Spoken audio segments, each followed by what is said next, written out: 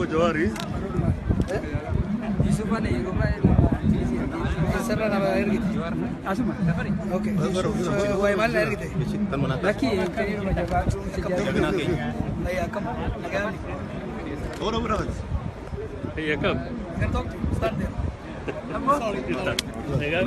كم أنا أجرت كم جرت نجاها كونو هي جرت كونو كل اللي جرت نجا جرت هيا كم جافي جاودو جافي جاودو أنا جافي بتجي سيف ريرتا ما صدق يا مان غير لقى خرّا خرّا خدوريس قول لانتو ما تقدر خرّا خالد Oromoon amma Oromoo ta'u jirti. Oromoon amma hanga lakkoofsisiisan ga'u jirti. Oromoon amma dhugaatii dubbatu jirti.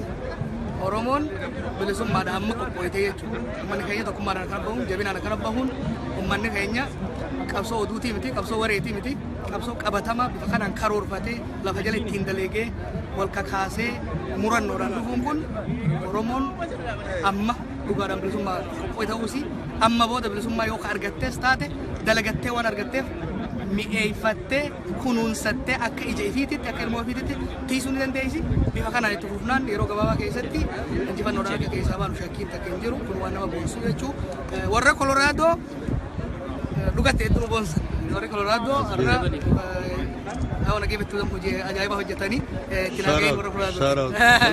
Jawar duugala toomii fayyaati ulfaadha. Thank you.